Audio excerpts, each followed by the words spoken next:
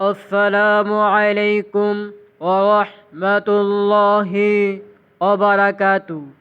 প্রিয় দর্শক মণ্ডলী, আজকে আলোচনা করব রমজান মাসের ফরজ নামাজের পর যে সকল আমল করবেন। সুপ্রিয় দর্শক, আজকের ভিডিওটি আলোচনা করব এমন ফজিলতপূর্ণ 10টি আমল বিষয় নিয়ে, যে 10টি আমল নবীজি ফরজ নামাজের পর সবসময় পড়তেন। অত্যন্ত দামি আমল, যে 10টি আমল স্বয়ং নবীজি করতেন, আমরাও করব ইনশাআল্লাহ। বেহেশতের পথের সুপ্রিয় দর্শক, ধিনী ভাই বোন,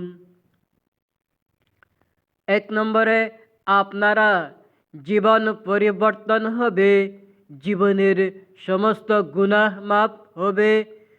3 নম্বর, জান্নাত ওয়াজিব হয়ে যাবে। সুবহানাল্লাহ, সুবহানাল্লাহ।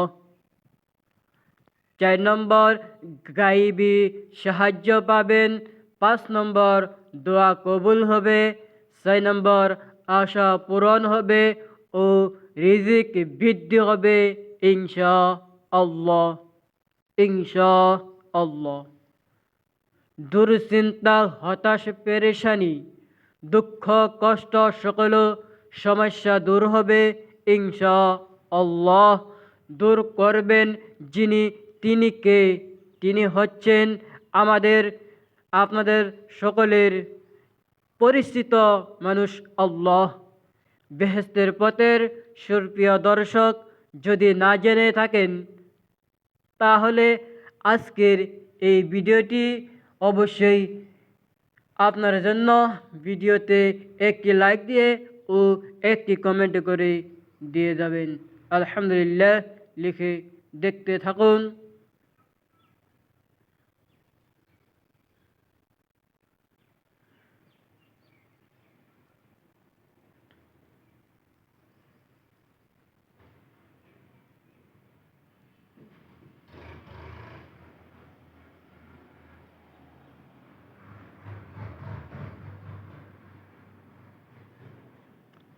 তো চলুন বিস্তারিত জেনে নেই।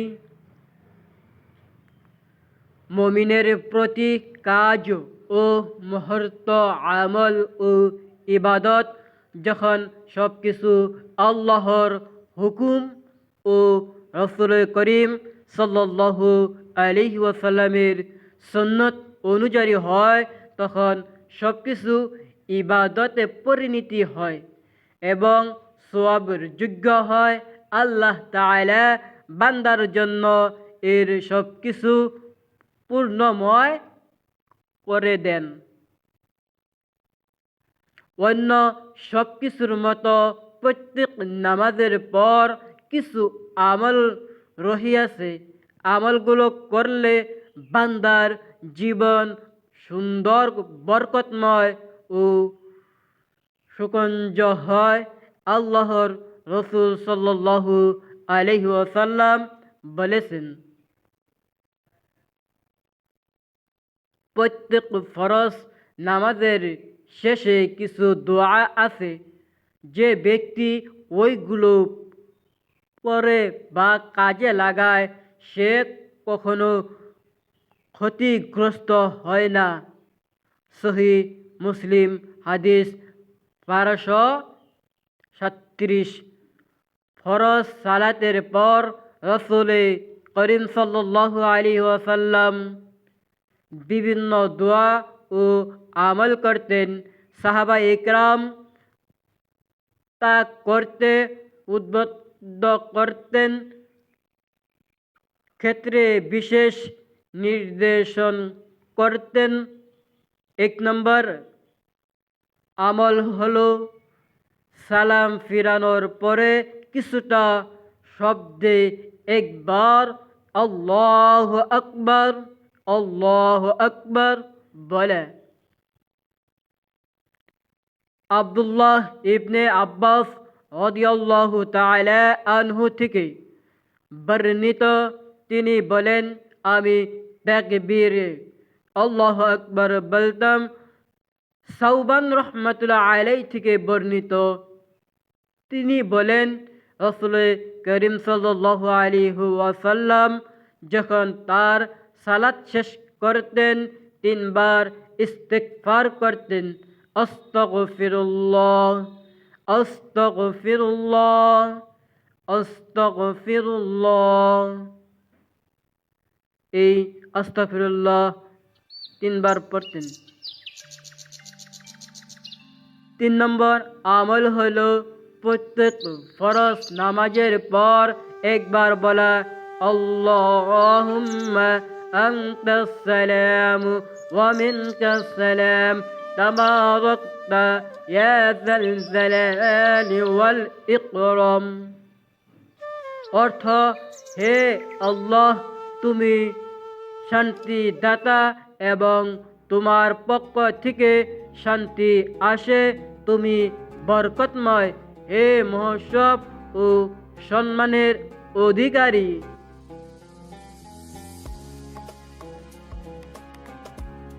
মুসলিম শরীফের হাদিস নম্বর 1362 নম্বর। হাদিসটি শুনুন, তাহলে বুঝতে পারবেন আমরা কেন এই দোয়াটি পড়ব ইনশাআল্লাহ।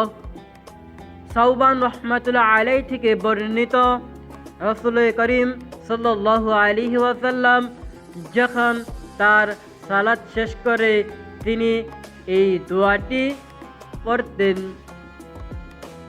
সুপ্রিয় দর্শক, তাহলে আমরা এই অদ্র হাদিসের দ্বারা বুঝতে পারলাম প্রত্যেক ফরজ নামাজের সালাম ফিরিয়ে 3 নম্বরে আমলটি হলো, আল্লাহুম্মা আনতাস সালামু ওয়া মিনকাস সালাম তাবারাকতা ইয়া যাল জালালি ওয়াল ইকরাম। আল্লাহ তাআলা আমাদেরকে শুদ্ধভাবে পড়ার তৌফিক দান করুক।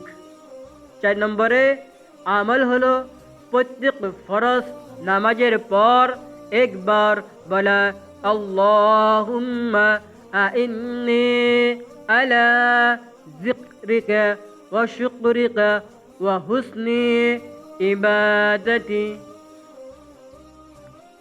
প্রত্যেক ফরজ নামাজের পর একবার হলেও পড়বেন। অর্থ, হে আল্লাহ, তোমার রিজিক করার, তোমারই কৃতজ্ঞতা প্রকাশ করার এবং উত্তম রূপে তোমার ইবাদত করার ব্যাপারে আমাকে সাহায্য করুন। আমিন। আবু দাউদ 1528 নম্বর পৃষ্ঠার হাদিস।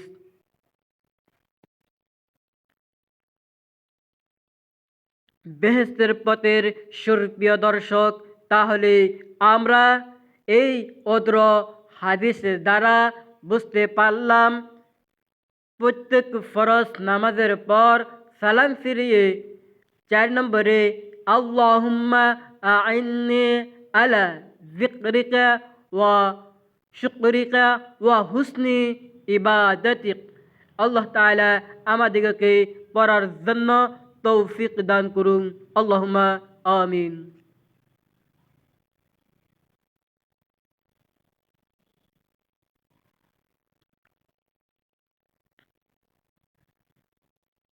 পাঁচ নম্বর হাদিসটি হলো, প্রত্যেক ফরজ নামাজের পর একবার আয়াতুল কুরসি পড়া। আবু উমামা রাহমাতুল্লাহ আলাইহি থেকে বর্ণিত, রাসূল করিম সাল্লাল্লাহু আলাইহি ওয়াসাল্লাম বলেছেন, যে ব্যক্তি প্রত্যেক ফরজ নামাজের পর আয়াতুল কুরসি পাঠ করবে তার জন্য জান্নাতে প্রবেশের পথে একমাত্র তার মৃত্যু ছাড়া আর কোনো বাধা থাকবে না। সুবহানাল্লাহ, সুবহানাল্লাহ। অর্থ, মৃত্যুর সঙ্গে সঙ্গে সে জান্নাতে আরাম আয়েশ ভোগ করতে থাকবে। সুবহানাল্লাহ, সুবহানাল্লাহ। সুপ্রিয় দর্শক, তাহলে আমরা এই অদ্র হাদিসের দ্বারা বুঝতে পারলাম প্রত্যেক ফরজ নামাজের পর সালাম ফিরিয়ে 5 নম্বরে আয়াতুল কুরসি একবার পড়ার আল্লাহ তাআলা আমাদেরকে তৌফিক দান করুক। 6 নম্বরে প্রত্যেক ফরজ নামাজের পরে একবার বলা لا إله إلا الله وحده لا شريك له له الملك وله الحمد وهو على كل شيء قدير। অর্থ, আল্লাহ ভিন্ন কোনো মাবুদ নেই, তিনি একক, তার কোনো অংশীদার নেই, রাজত্ব তারই এবং প্রশংসা তারই প্রাপ্য, তিনি সব কিছুর উপর ক্ষমতাবান।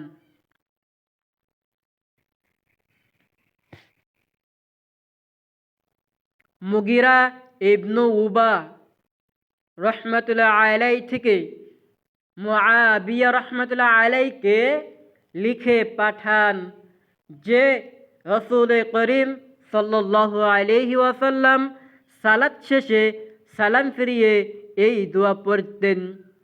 বুখারী শরীফের হাদিস, পৃষ্ঠা নম্বর 844।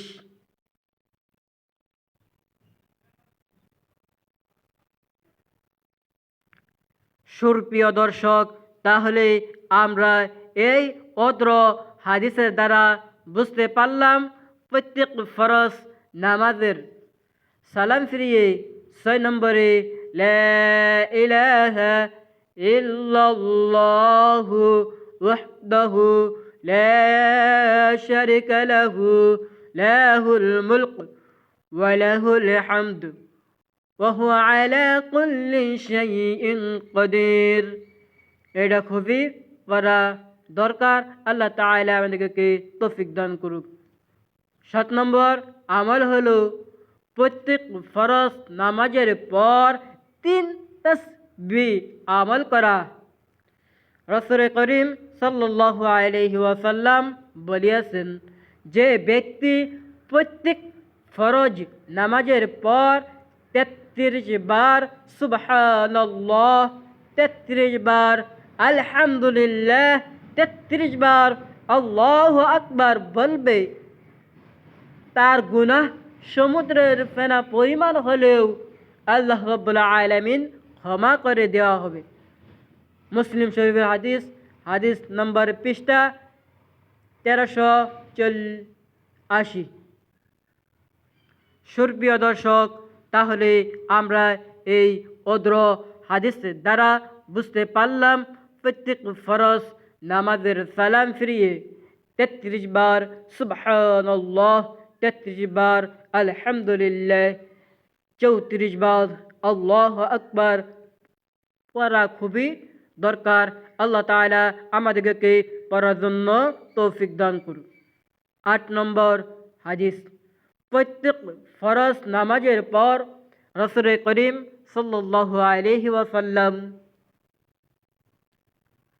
আল্লাহর কাছে আশ্রয় প্রার্থনা করে বলতেছেন, আল্লাহুম্মা ইন্নী আউযু বিকা মিনাল জুবনি ওয়া আউযু বিকা মিন আন উরদা ইল্লা আরযালিল উমুরি ওয়া আউযু বিকা মিন ফিতনাতিন দুনিয়া ওয়া আউযু বিকা মিন আযাবিল কবর।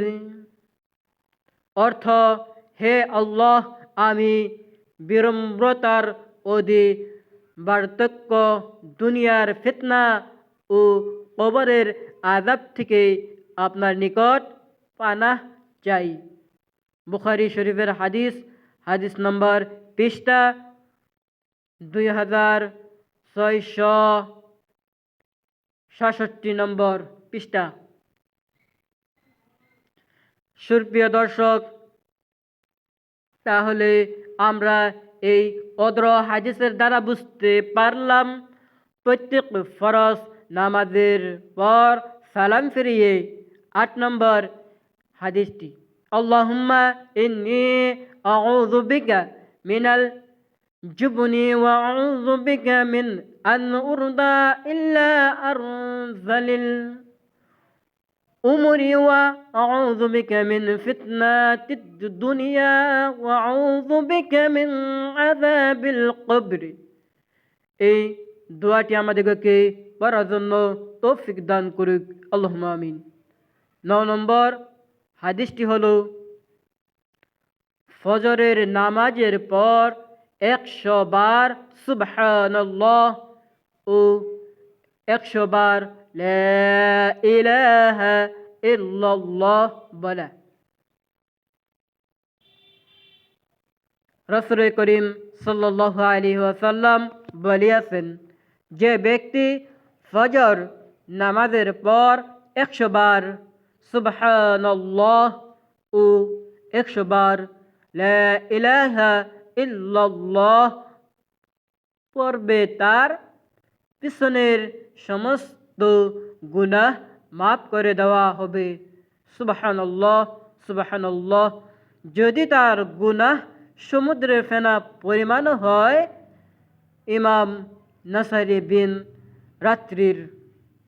সুপ্রিয় দর্শক, তাহলে আমরা এই অদ্র হাদিসের দ্বারা বুঝতে পারলাম প্রত্যেক ফরজ নামাজের পর সালাম ফিরিয়ে 9 নম্বরে 100 বার সুবহানাল্লাহ ও 100 বার লা ইলাহা ইল্লাল্লাহ পড়া অত্যন্ত জরুরি। 10 নম্বর হাদিস, বেহেশতের পথের সুপ্রিয় দর্শক, প্রত্যেক ফরজ নামাজের পর 3 বার পড়বেন, আল্লাহুম্মা ইন্নী আউযু বিকা মিনাল কুফরি ওয়াল ফাকরি ওয়া আউযু বিকা মিন আযাবিল কবরি লা ইলাহা ইল্লা আনতা। অর্থ, হে আল্লাহ, আমি তোমার আশ্রয় প্রার্থনা করছি কুফরি ও দারিদ্র থেকে, এবং আশ্রয় প্রার্থনা করছি কবরের আযাব থেকে। তুমি ছাড়া ইবাদতের যোগ্য আর কোনো ইলাহ নেই। নাসাই। সুপ্রিয় দর্শক, তাহলে আমরা এই অদ্র হাদিসের দ্বারা বুঝতে পারলাম প্রত্যেক ফরজ নামাজের পর সালাম ফিরিয়ে 10 নম্বরে একবার আল্লাহুম্মা ইন্নী আউযু বিকা মিনাল কুফরি ওয়াল ফাকরি ওয়া আউযু বিকা মিন আযাবিল কবরি লা ইলাহা ইল্লা আনতা। এই দোয়াটি আল্লাহ তাআলা আমাদেরকে পড়ার জন্য তৌফিক দান করুক, আল্লাহুম্মা আমিন। আশা করি বুঝতে পারছেন। আল্লাহ তাআলা আমাদেরকে সকলকে সহি শুদ্ধভাবে এই ফজিলতপূর্ণ প্রত্যেক ফরজ নামাজের পর 10টি আমল করার তৌফিক দান করুক। সুপ্রিয় দর্শক, বেহেশতের পথের আমি আশা করি, যেহেতু আজকের ভিডিওটি অনেক গুরুত্বপূর্ণ ছিল, তাই ভিডিওটি অবশ্যই শেয়ার করে দিবেন। আজকের এই জন্য এই পর্যন্ত, সকলকে সুস্থ কামনা করে বিদায় নিচ্ছি। আমার জন্য দোয়া করবেন, আর আপনাদের জন্য দোয়া করছি। ফি আমানিল্লাহ। এইখানে শেষ। আসসালামু আলাইকুম ওয়া রাহমাতুল্লাহ।